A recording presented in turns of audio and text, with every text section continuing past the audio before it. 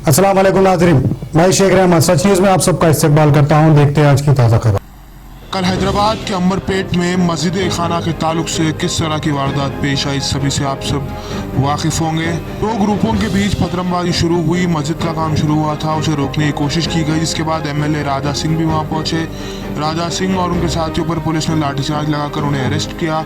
Arrest करने के कुछ ही देर बाद राजा सिंह को छोड़ दिया गया और अब राजा सिंह का एक और बयान सामने आ गया है। राजा सिंह ने कहा है कि जो मस्जिद की प्रॉपर्टी थी वहां पर मस्जिद थी ही नहीं, बल्कि वहां पर एक घर था जहां एक फैमिली रह रही थी और सरकार ने उस फैमिली को 2.5 करोड़ रुपए देकर वो जगह को क्लियर किया है। यानी राजा सिंह अब एक नया बयान सामने ला रहे हैं कि उस जगह पर मस्जिद थी ही नहीं। क्या वहाँ की आवाम बेवकूफ़ है कि ऐसे ही कह रही है कि वहाँ पर मस्जिद थी और तोड़ दी गई। राजा सिंह पहली बात अंबरपेट के रहने वाले हैं नहीं, वो रहने वाले गोशा महल के, उनकी कॉन्स्टिट्यूंसी है गोशा महल। बहरहाल कुछ भी हो, राजा सिंह किसी भी कॉन्स्टिट्यूंसी के एमएलए हो, उनका बयान किस कदर आया है एमआईएम के खिलाफ, तेलंगाना की हुकूमत के खिलाफ, फिर पुलिस के ताल्लुक से भी राजा सिंह ने क्या कुछ कहा, देखिए इस बयान में। नमस्कार मित्रों, सभी को जय श्री राम। कल की पुलिस की हरकत आप सबने देखी है।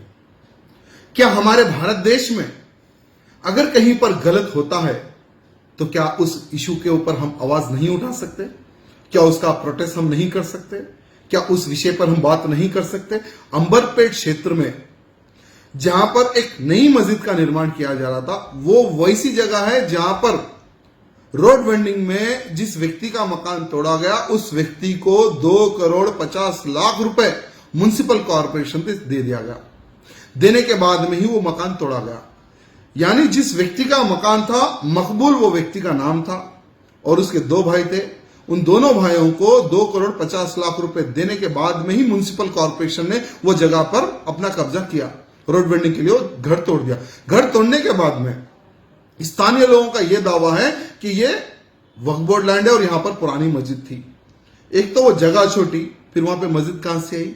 दूसरी बात, इतने सालों से एक परिवार वहां पर रह रहा है, बच्चे पैदा कर रहा है, संसार कर रहा है, तो आपको वो मस्जिद थी बोल के पहले क्यों याद नहीं आया? जब सरकार ने वो जगह ले ली 2 करोड़ 50 लाख रुपए देकर, उसके बाद में तोड़ने के बाद में तुम्हें क्यों याद आया, यह मैं पूछना चाहता हूं। देखिए, वहां पर मस्जिद नहीं थी और एमआईएम के एमएलए, एमआईएम के गुंडे सभी लोग मिलकर एक नया ड्रामा वहां पर स्टार्ट करें और अंबरपेट में नई मस्जिद बनाने का ये लोग एक योजना बनाए। मैं पुलिस प्रशासन को ये कहना चाहूंगा कि वहां पर कुछ नहीं था, कोई भी नई चीज बननी नहीं चाहिए।